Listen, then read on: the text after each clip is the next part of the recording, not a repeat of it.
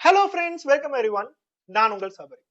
நம்மளோட சேனல் இது வரைக்கும் எவ்வளவோ சீரியஸான கிரைம் பத்தி டிஸ்கஸ் பண்ணியிருக்கோம். ஹாட் அண்ட் த்ரில்லரான கிரைமை பத்தியும் பேசியிருக்கோம். ஒரு ஃபேமிலியில தப்பான ரிலேஷன்ஷிப் எப்படி ஆரம்பிக்குது, அந்த தப்பான ரிலேஷன்ஷிப் ஆரம்பிக்கும் போது யாரெல்லாம் பாதிக்கப்படுறாங்க, ஒரு தப்பான ரிலேஷன்ஷிப்னால எப்படி அது போய் ஒரு கிரைம்ல முடியுது, எப்படி அந்த ஃபேமிலி அழிஞ்சு போகுது, ஒரு பெண் வீட்டை விட்டு வெளியே போகும்போது அவங்களுக்கு இருக்கிற ஏகப்பட்ட பிரச்சனைகள், அந்த பெண் எதனால பாதிக்கப்பட்டாங்க, அவங்களுக்கு நீதி கிடைக்குமா கிடைக்காதா, இதெல்லாம் ஒரு சைடு பார்த்தா, இன்னொரு சைடு லவ்வர்ஸ் ரெண்டு பேர் பிரேக்கப் பண்ணிக்கிட்டாங்கன்னு சொல்லிட்டு பையன் அந்த பொண்ணு கிட்ட என்ன பண்ணான், இந்த மாதிரி எவ்வளவு விஷயங்களை நம்ம உணர்ச்சிக்கு ஏத்த மாதிரி நம்மளோட கோவத்தை நம்மளோட வீடியோல நம்ம வெளிக்காட்டியிருக்கோம். அது மூலியமா நமக்கு ஏதாச்சும் நீதி கிடைக்குமா, அது மூலியமா நம்ம ஒரு சோசியல் அவேர்னஸ் ஸ்ப்ரெட் பண்ணுவோமா, இந்த மாதிரி ஏகப்பட்ட விஷயங்களை நம்மளோட பாஸ்ட் வீடியோஸ் எல்லாத்துலயுமே நம்ம ட்ரை பண்ணோம். அதே மாதிரி ஒரு வீடியோவை போஸ்ட் பண்ணலாம்னு சொல்லிதான் இன்னைக்கு ஆன்லைன்ல இருக்கிற எல்லா நியூஸ் ஆர்டிகல்ஸ் ஆகட்டும், நியூஸ் பேப்பர்ஸ் ஆகட்டும் ஒவ்வொன்னா செக் பண்ணிக்கிட்டே இருந்தேன். ஆனா ஒரே ஒரு நியூஸ் பார்க்கும்போது மட்டும் எனக்கு ஒரு பக்கம் சந்தோஷமாவும் இருந்துச்சு, இன்னொரு பக்கம் அதை பார்க்கும்போது ரொம்ப காமெடியாவும் இருந்துச்சு. இந்த மாதிரி எல்லாம் நடக்குதா அப்படின்னு சொல்லிட்டு நானே ரொம்ப நேரமா யோசிச்சு சிரிச்சுட்டு இருந்தேன். அந்த மாதிரி ஒரு நியூஸ உங்களுக்கு ஷேர் பண்ணணும்னு நினைச்சேன். வாங்க நம்மளோட சேனல்ல முதல் டைம் ஜஸ்ட் ஒரு கூலான கிரைமை பத்தி நம்ம பேசுவோம். பீகார் மாநிலத்துல சமஸ்டிபூர்னு சொல்லி ஒரு டிஸ்ட்ரிக்ட் இருக்கு. அந்த டிஸ்ட்ரிக்டோட மெயினான ஏரியால ஒரு பிசியோதெரபி கிளினிக் ஓபன் பண்ணிருக்காங்க. நம்ம எல்லாத்துக்குமே தெரியும், எலும்பு முறிவாகட்டும், எலும்பு சம்பந்தப்பட்ட எந்த பிரச்சனைகளா இருந்தாலும் சில டாக்டர்ஸ் எல்லாம் பிசியோதெரபி போங்க, இந்த ட்ரீட்மெண்ட் மூலியமா உங்களுக்கு எல்லாமே நல்லாயிரும் அப்படின்னு சொல்லிட்டு அனுப்பிச்சு விடுவாங்க. அதனால பிசியோதெரபி அப்படிங்கிறது ரொம்ப டிமாண்டடான ஒரு ஸ்கோப்பாவே இருக்கு. அந்த பிசியோதெரபி கிளினிக்கோட ஓனர் பேரு சஞ்சய் குமார், அவரை சஞ்சு அப்படின்னு சொல்றாங்க. அவர் இந்த பிசியோதெரபி டாக்டருக்கான எல்லா கோர்ஸையுமே படிச்சுட்டு தான் இந்த கிளினிக்கை ஓபன் பண்ணியிருக்காரு. நாளுக்கு நாள் கூட்டம் அதிகமாக அவரு 2 அசிஸ்டன்டையும் வச்சாரு. ஒரு அசிஸ்டன்டோட பேர் சுனில், இன்னொரு அசிஸ்டன்டோட பேர் அவதேஷ். இவங்க 2 பேரும் பிசியோதெரபி கோர்ஸ்ல சிலது முடிச்சிருப்பாங்க போல. இவங்க 3 பேருமே சேர்ந்து அந்த ஹாஸ்பிட்டல், அதாவது அந்த கிளினிக்கை ஓட்டிட்டு இருந்தாங்க. ஒரு கிளினிக் ஆரம்பிச்சாங்க அப்படின்னா அதுக்கு கண்டிப்பா ஒரு நர்ஸ் வேணும். மேல் நர்ஸ் ஆகட்டும் இல்ல லேடி நர்ஸ் ஆகட்டும், ரெக்ரூட்மெண்ட் ப்ராசஸ் எல்லாத்தையுமே வச்சு ஒரு லேடி நர்ஸை இவங்க வேலைக்கும் எடுத்திருக்காங்க. தினமும் காலையில அந்த 25 வயதுடைய லேடி நர்ஸ் வருவாங்க, கிளினிக் ஓபன் பண்ணுவாங்க, பேஷண்ட்ஸ்க்காக வெயிட் பண்ணுவாங்க, சஞ்சய் என்னெல்லாம் சொல்றாரோ அந்த எல்லா விஷயங்களுக்கும் ஹெல்ப் பண்ணுவாங்க. ஒரு டாக்டர் எப்பயுமே நர்ஸ் பக்கத்துல இருந்து ஹெல்ப் பண்ணிட்டு இருப்பாங்க. அந்த மாதிரி எல்லா விஷயங்களும் போயிட்டு இருந்துச்சு. நாளுக்கு நாள் பேஷண்ட்ஸ் அதிகமாக ஆரம்பிச்சாங்க, அவங்களுக்கு வியாபாரம் எல்லாமே நல்லா போச்சு. ஆனா இந்த கிளினிக்கை இழுத்து மூடுற மாதிரி ஒரு விஷயம் நடந்துச்சு. அது யாரால நடந்துச்சு அப்படின்னா அந்த ஓனராலேயே தான் நடந்திருக்கு. கரெக்டா செப்டம்பர் 12ஆம் தேதி 2024 வருடம் வியாழக்கிழமை நைட் டைம் பக்கம் பேஷண்ட்ஸ் எல்லாமே பிசியோதெரபிக்கு வந்துட்டு அவங்க படுக்கு கிளம்பிட்டாங்க. சோ இந்த லேடி நர்ஸோட வேலை என்னன்னா எல்லா திங்ஸுமே கழுவி நீட்டா கிளீன் பண்ணி அதுக்கப்புறம் எப்பயும் போல டாக்டர்கிட்ட சொல்லிட்டு அவங்க படுக்கு கிளம்பிடுவாங்க. லேடி நர்ஸ் அவங்களோட வேலையை பார்த்துட்டு இருந்தாங்க. ஆனா செப்டம்பர் 12ஆம் தேதி அவங்களே எதிர்பார்க்காத லெவலுக்கு ஒரு விஷயம் நடந்துச்சு. அந்த லேடி நர்ஸ்க்கு எப்பயுமே நம்ம இந்த கிளினிக் விட்டு போனதுக்கு அப்புறம் இந்த கிளினிக்ல என்ன நடக்குது அப்படிங்கறது அவங்களுக்கு தெரியாது.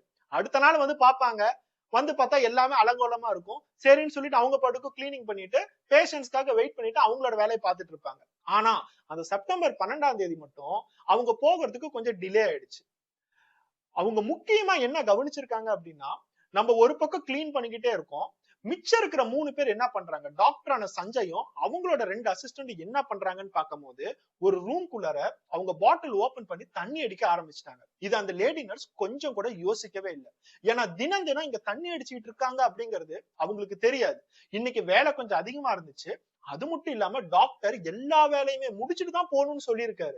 எதனால இன்னைக்கு என்ன இவ்வளவு நேரம் உட்கார வச்சிருக்காங்க அப்படிங்கறதும் லேடி நர்ஸ்க்கு மனசுக்குள்ளார கொஞ்சம் கொஞ்சமா பயம் வர ஆரம்பிச்சிச்சு. ஏன்னா இவங்க 3 பேர் யாரு அப்படிங்கறதே தெரியாது, டாக்டர் மட்டும் தான் நமக்கு தெரியும். அது மட்டும் இல்லாம நைட் டைம் நம்மளே கிளினிக்குள்ளாரே வச்சிருக்காங்க. ஒரு பக்கம் இவங்க 3 பேர் தண்ணி அடிச்சிட்டு இருக்காங்க, இவங்க நம்ம கிட்ட மிஸ்பிஹேவ் பண்றதுக்கு வாய்ப்புகள் இருக்குன்னு சொல்லிட்டு அந்த நர்ஸோட உடம்பு ஃபுல்லா வேர்க்குது, என்ன பண்றது, சீக்கிரமா கிளீன் பண்ணிட்டு கிளம்பணும்னு சொல்லிட்டு அவங்க பாட்டுக்கு எல்லாத்தையும் ரொம்ப ஃபாஸ்டா செஞ்சிட்டு இருக்காங்க. ஒரு பக்கம் இந்த லேடி நர்ஸ் எல்லா வேலைகளுமே செஞ்சிட்டு இருக்கும் போது சஞ்சய் அவனோட ரூம்ல இருந்து இந்த லேடி நர்ஸ கூப்பிடுறான். ஒரு நிமிஷம் இங்க வாங்க சிஸ்டர் அப்படின்னு சொல்லி கூப்பிடுறான். அவன் ரூம்ல தண்ணி அடிச்சிட்டு இருக்கான், அவன் கூட 2 பேரும் இருக்காங்க. இந்த லேடி நர்ஸ உள்ளார கூப்பிடுறான். இந்த லேடி நர்ஸும் ரொம்ப பயத்தோடயே உள்ளார போறாங்க. அவன் சொல்றது என்னன்னா, கொஞ்சம் தண்ணி வேணும், நீங்க பாட்டில்ல தண்ணி மட்டும் புடிச்சிட்டு வரீங்களா அப்படிங்கறத சொல்றான். இந்த லேடி நர்ஸ் என்ன சொல்றாங்க, சார் நான் ஆல்ரெடி எல்லா வேலையும் முடிச்சுட்டேன், நான் வீட்டுக்கு போகணும், வீட்டுக்கு போக ரொம்ப டைம் ஆயிடுச்சு, நான் கிளம்பிட்டா அப்படின்னு கேட்கும் போது தண்ணி மட்டும் எடுத்து கொடுத்து நீங்க போங்கம்மா, நான் உங்களுக்கு எதுவுமே சொல்லலாமா அப்படிங்கறத சொல்றோம். அந்த லேடி நர்ஸும் சரி தண்ணியாவது புடிச்சு கொடுத்துட்டு கிளம்புவோம்னு சொல்லிட்டு அவங்களும் தண்ணி பிடிக்கிற இடத்துக்கு போறாங்க. அதாவது கிச்சன் ஏரியா. எப்பயுமே ஒரு ஹாஸ்பிட்டல் அப்படிங்கும் போது கிச்சன் ஆகட்டும் பேண்ட்ரி ஆகட்டும் தனியா ஒரு ஏரியாவை ஒதுக்கி வச்சிருப்பாங்க. அந்த ஏரியாவுக்கு போறாங்க. அவங்க போய் எப்பயும் போல அந்த ஃபில்டர்ல தண்ணி புடிச்சிட்டு இருக்காங்க. அவங்க எதிர்பார்க்காத லெவலுக்கு ஒரு பெரிய ஷாக். அவங்களுக்கு பின்னாடி இருந்து அந்த சஞ்சய் அவங்கள வந்து இறுக்கி கட்டி பிடிக்கிறான். இவங்க உடனே கத்துறாங்க, விடுங்க டாக்டர், விடுங்க டாக்டர், என்ன பண்றீங்க அப்படின்னு கத்துறாங்க. அவங்க கத்தும் போது அவங்களோட மிச்ச 2 கையையும் அந்த டாக்டரோட 2 அசிஸ்டன்ட் சுனில் ஆகட்டும் அவதேஷ் ஆகட்டும் 2 பேரும் புடிச்சுக்கிட்டாங்க. அந்த ஹாஸ்பிட்டல்ல இருக்கிற கதவை முன்னாடியே அவங்க க்ளோஸும் பண்ணிட்டாங்க. சோ நர்ஸ்க்கு நம்ம என்ன பயந்தமோ அதுதான் ஆக போகுது. இவங்க 3 பேருமே சேர்ந்து நம்மள ரேப் பண்ண போறாங்க அப்படிங்கிறது புரிஞ்சிருச்சு. 3 பேரும் செம்ம போதையில இருக்காங்க. ரொம்ப நேரமா தண்ணி அடிச்சிட்டு இருந்திருக்காங்க. தேவையே இல்லாம என்னை வெயிட் பண்ண வச்சிருக்காங்க. நான் நாளைக்கு கூட வந்து எல்லா எக்யூப்மெண்ட்ஸுமே கிளீன் பண்ணுவேன். ஆனா இந்த சஞ்சய் தேவையே இல்லாம என்னை வெயிட் பண்ண வச்சு தண்ணி பிடிக்கணும்னு சொல்லிட்டு கிச்சனுக்குள்ளார என்னை கூட்டிட்டு போய் கடைசியா பின்னாடி இருந்து என்னை புடிச்சு இப்ப கையை வேற புடிச்சிட்டு இருக்காங்க. என்ன பண்றாங்கன்னே தெரியல. அந்த சஞ்சய் வேற ஓவரா தொட ஆரம்பிச்சுட்டான். இந்த பொண்ணால தாங்க முடியல. ரொம்ப இரிட்டேட்டிங்கா இருந்திருக்கு. இவங்களுக்கு வந்த கோவத்துக்கு இவங்க 3 பேத்தையுமே கொன்றலாம்னு சொல்லிட்டு அந்த நர்ஸ் நினைச்சிருக்காங்க போல. இவங்க 3 பேரும் பிடிக்கிறதையும் தாண்டி அந்த நர்ஸ் பக்கத்துல இருக்கிற ஒரு சர்ஜிக்கல் நைஃப் எடுத்திருக்காங்க. அவங்க கையை அங்கங்க தேடுறாங்க, எதுவுமே கிடைக்கல. ஒரு பக்கம் இந்த 3 பேரும் போதையில இருக்கிறதுனால அந்த நர்ஸை ஒழுங்கா பிடிக்கவும் முடியல. இவங்க கையில ஒரு சர்ஜிக்கல் நைஃப் கிடைச்சிருச்சு. கிடைச்சதுக்கு அப்புறம் என்ன பண்றதுன்னே தெரியல. பின்னாடி இருந்து புடிச்சிட்டு இருந்த அந்த சஞ்சய ஒரே ஒரு இடத்துல வெட்டியிருக்காங்க. அது எந்த இடம் அப்படின்னா சஞ்சயோட ஆண்குறி. அவனோட ஆண் உறுப்பு கிட்ட அந்த சர்ஜிக்கல் நைஃப் வச்சு கோவத்துல ஓங்கி ஒரு அடி அடிச்சிருக்காங்க.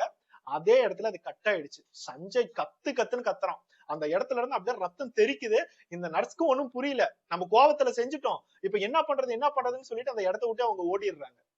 மிச்சம் இருந்த 2 பேருக்கு என்னடா இங்க நடக்குது அப்படிங்கிறது ஒண்ணும் புரியல. 2 பேரும் செம்ம போதை.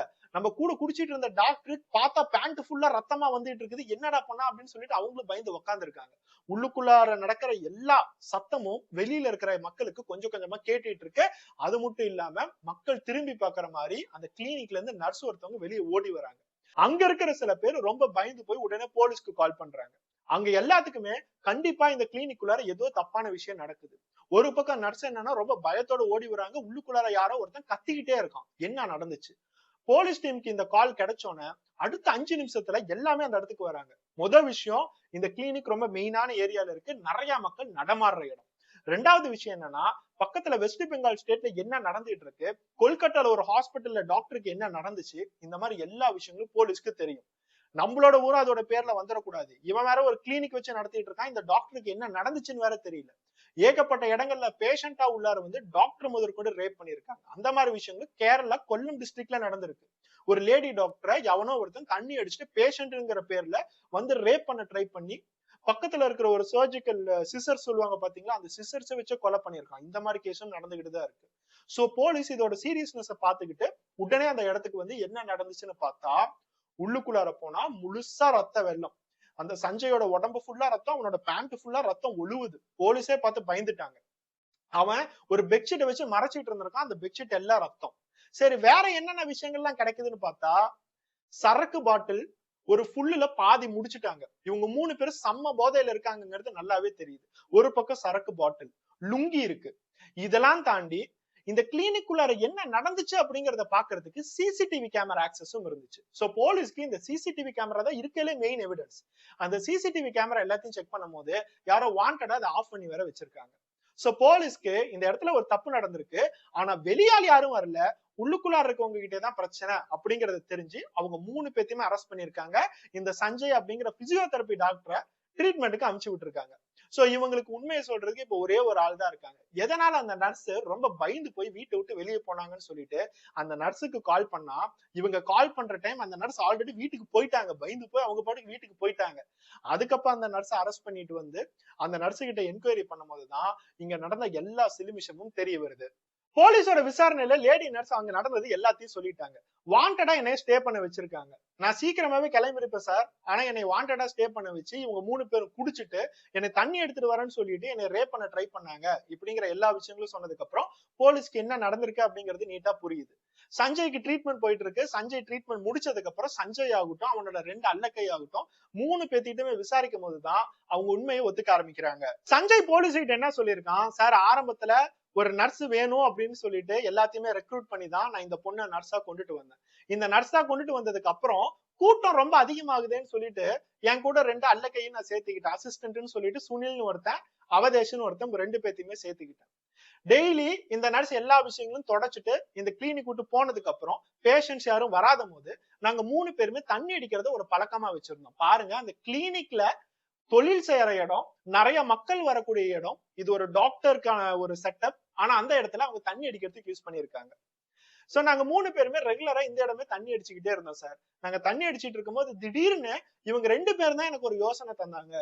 நம்ம தான் ரொம்ப போதையில இருக்குமே, நமக்கு என்ஜாய் பண்றதுக்கு ஒரு பொண்ணு வேணும்ல, நீ தான் ரெக்ரூட் பண்ணி வச்சிருக்கல, அந்த பொண்ணை நம்ம பார்ப்போம், அந்த பொண்ணுகிட்ட எல்லா விஷயங்களும் பண்ணுவோம், அவளுக்கு கொஞ்சம் எக்ஸ்ட்ரா காசு கொடுத்தோம் அப்படின்னா அவ அட்ஜஸ்ட் பண்ணிக்கிற நிலைமையில தான் இருக்கான்னு சொல்லிட்டு இவங்க 2 பேர் தான் சார் சொன்னாங்க. அதனாலதான் எங்களுக்குள்ளார இந்த மாதிரி ஒரு ஐடியாவே வந்துச்சு.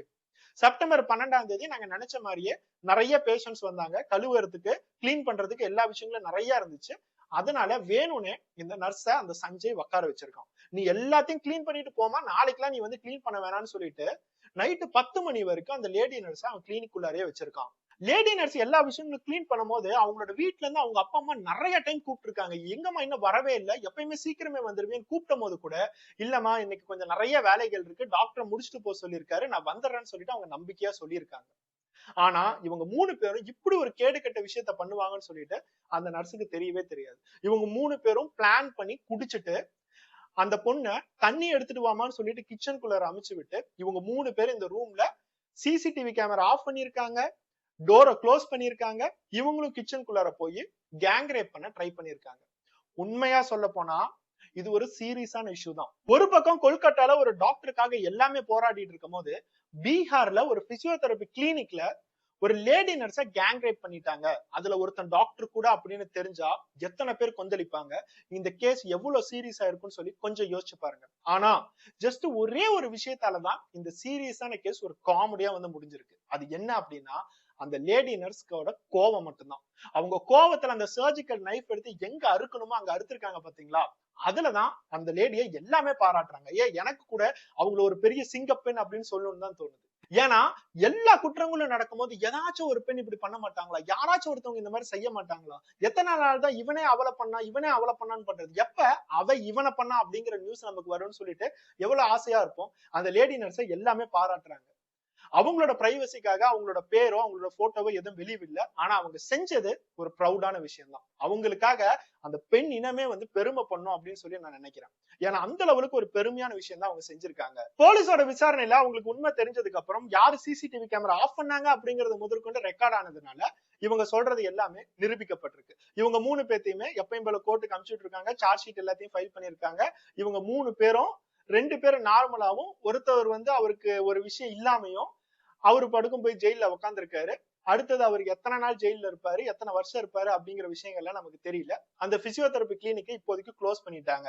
இந்த வீடியோ பார்த்துட்டு இருக்க எல்லாருக்குமே இதை கேட்கும் போது கொஞ்சம் சந்தோஷமா இருக்கும்னு தான் நினைக்கிறேன். ஏன்னா அந்த பெண் பாதிக்கப்படுறதுக்கு பதிலாக என்னால முடிஞ்ச விஷயத்த நான் செய்வேன்னு சொல்லிட்டு அவங்க அந்த இடத்துல சண்டை போட்டிருக்காங்க. சண்டை போட்டது மட்டும் இல்லாம அவங்களோட கைத்திறன் வச்சு அந்த இடத்தையே அவங்க கட் பண்ணிட்டாங்க. எனக்கு இந்த எல்லா விஷயங்களும் பார்க்கும்போது ஒரே ஒரு விஷயம் தான் தோணுது. நம்ம நிறைய இடத்துல இந்த மாதிரி பிரச்சனைகள்லாம் ஒரு பெண் பாதிக்கப்படுறாங்க, அந்த பெண்ணை அழிச்ச மிருகங்கள் எல்லாத்துக்குமே ஆண்மை நீக்கம் செய்யணும்னு சொல்லிட்டு நம்ம சொல்லிட்டு இருப்போம் பாத்தீங்களா, உண்மையாவே இந்த நர்ஸ் அதை தான் செஞ்சிருக்காங்க. இந்த மாதிரி மிருகங்களுக்கு எல்லாம், இந்த மாதிரி ஈன பிறவிகளுக்கு எல்லாம் ஒரு விஷயம் தூக்குறதுனால மட்டும்தானே இந்த மாதிரி ரேப் பண்ணணும்னு தோணுது. அந்த தூக்குற விஷயத்தையே நம்ம கட் பண்ணிட்டோம் அப்படின்னா இவங்களுக்கு எல்லாம் அது தோணுமா? கொஞ்சம் யோசிச்சு பாருங்க. என்னை கேட்டா நம்மளோட சட்டத்துல இதுவே ஒரு பனிஷ்மெண்டா நம்ம கொண்டுட்டு வரணும். நீ 10 வருஷம் வை, 15 வருஷம் வை, ஆயுள் தண்டனை வை, என்ன வேணாலும் பண்ணு. ஆனா எதை பண்றதுக்கு முன்னாடியும் அவனை ஜெயில தள்ளுறதுக்கு முன்னாடி அந்த விஷயத்தை நீ ஃபர்ஸ்ட் கட் பண்ணு. அந்த விஷயத்தை நீ எடுத்தினா மட்டும்தான் அவனுக்குள்ளா இருக்க உணர்ச்சி போகும். அந்த விஷயத்த போனா மட்டும்தான் அவன் மிருகத்துல இருந்து ஒரு நார்மலான மனிதனாவே அவன் வருவான். எனக்கு எதுவும் இல்ல, என்னால எதுவும் செய்ய முடியாதுன்னு அவனுக்கு தெரிஞ்சா மட்டும்தான் அடுத்த ஒரு பொண்ணு அவன் தொடர்றதை நிறுத்துவான். இது எனக்கு தோணுது. உங்களுக்கு என்ன தோணுது? என்னெல்லாம் செய்யலாம், இந்த மாதிரி செஞ்சது கரெக்டா இல்லையா, இந்த மாதிரி எல்லா விஷயங்களும் கண்டிப்பா உங்களோட கமெண்ட்ல பண்ணுங்க. அது இந்த வீடியோ பாக்குறவங்களுக்கு நாட்டு மக்கள் எந்த லெவலுக்கு விழிப்புணர்வோட இருக்காங்க, என்னெல்லாம் நினைக்கிறாங்க அப்படிங்கறது சொல்ல தோணும். எனக்கு தெரிஞ்சதை நான் சொல்லிட்டேன், உங்களுக்கு தெரிஞ்சதை நீங்க சொல்லுங்க. எனக்கும் ஒரு பொண்ணுதான் இருக்கு. இந்த மாதிரி விஷயங்கள்லாம் பார்க்கும்போது என்னோட பொண்ணை மெடிக்கல் ஃபீல்ட்ல நம்ம படிக்க வைக்கலாமே, அவளுக்கு ஆசையே இல்லாட்டியும் தற்காப்புக்காவது நம்ம ஒரு 2 வருஷம் எப்படி கராத்தே குன்ஃபு எல்லாம் கத்துக்குவோம், அந்த மாதிரி தற்காப்புக்காவது ஒரு 2 வருஷம் மெடிக்கல் ஃபீல்ட்ல இந்த மாதிரி நர்சிங் கோர்ஸ் படிக்க வைக்கலாம்னு சொல்லிட்டு எனக்கு தோணுது. ஏன்னா இந்த மாதிரி ஒரு பிரச்சனையில அவங்க இருக்கும் போதே கையில ஏதாவது கத்தி கிடைச்சா எங்க அறுக்கணும், எப்படி கட் பண்ணணும், எப்படி தைக்கணுங்கிற எல்லா விஷயங்களும் தெரியும்ல. ஜஸ்ட் காமெடிக்கு தாங்க சொன்னேன். நெக்ஸ்ட் ஒரு வீடியோட பார்ப்போம். Bye bye.